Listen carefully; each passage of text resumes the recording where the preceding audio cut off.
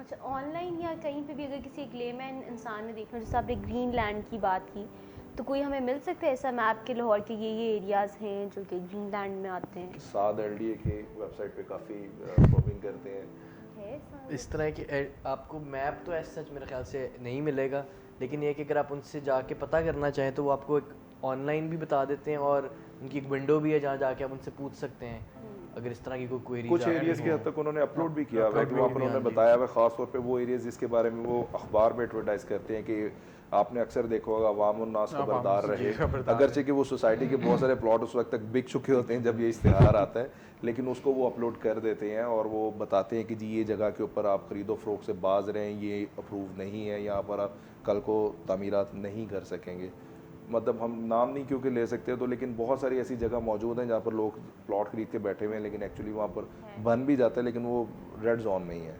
इसलिए बेहतर यही है rather than relying on the website of any regulatory body, क्योंकि वो आउटडेटेड भी होती हैं।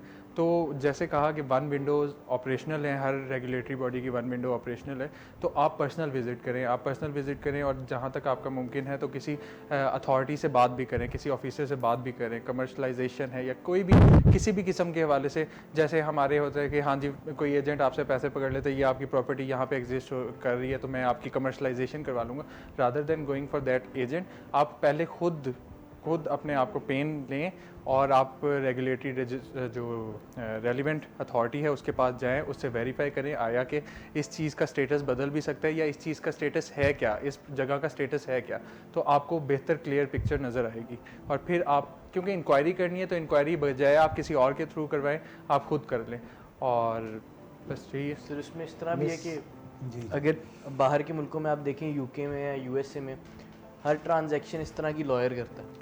अगर आपने कोई प्रॉपर्टी परचेज़ करनी है तो उसके अंदर भी लॉयर शामिल होगा, आपके लॉयर के अकाउंट में पैसे ट्रांसफ़र होंगे, वो आगे सेलर को देगा, और बायर और सेलर के दरमियान एक मीडिएटर का काम कर रहा होगा बेसिकली लॉयर। यहाँ पर अनफॉर्चुनेटली इस तरह का नहीं है रिवाज कि हम लोग एक एजेंट के थ्रू करते हैं, लेकिन मेरा ख्याल से अगर एक लॉयर को बीच में डाल दिया जाए तो आपकी जो फ्रॉड हो रहा है या इस तरह की चीज़ से आप बच सकते हैं कि दूसरी पार्टी भी बड़ा फिर ज़रा होशियार होगी कि जी लॉयर जो है वो बीच में एक शामिल है, तो इससे बेहतरी आ सकती है। तो लॉयर्स के ऊपर जो ट्रस्ट है वो ज़रूरी है इस चीज़ के मामले में, क्योंकि ज़ाहिरी बात है आपकी भी एक हार्ड अर्न अमाउंट है, और उसको प्रॉपर तरीके से अगर आप लॉयर के साथ फॉलो अप लें तो बेहतर तरीके से आपकी ट्रांजैक्शन हो सकती है। जैसे अभी हम लोगों ने सारा जिक्र किया, बहुत सारी टर्मिनोलॉजीज़ हैं।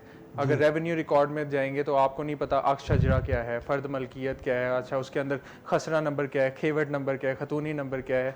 और फिर अगर आपके पास रजिस्ट्री है तो आपको कैसे पता चलेगा कि ये रजिस्टर्ड शुदा डॉक्यूमेंट है या नहीं है। हम बैक साइड पे जाते हैं, बैक साइड पे देखते हैं हाँ डॉक्यूमेंट नंबर है, वॉल्यूम नंबर है, बुक नंबर है, हाँ है।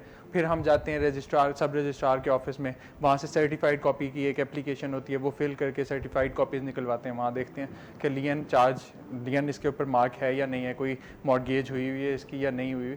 तो ये बहुत ज़्यादा टेक्निकलिटीज़ हैं, और इस टेक्निकलिटीज़ में अगर एक टेक्निकल बंदे की आप सपोर्ट ले लें तो कोई कदगन नहीं है इसके ऊपर, रादर देन आपकी ज़्यादा बेहतर तरीके से सिक्योर होती है। और फिर इसके अंदर कॉन्ट्रैक्ट्स इन्वॉल्व होते हैं। जो हम रजिस्ट्री कहते हैं वो क्या है, एक्चुअली सेल डीड है।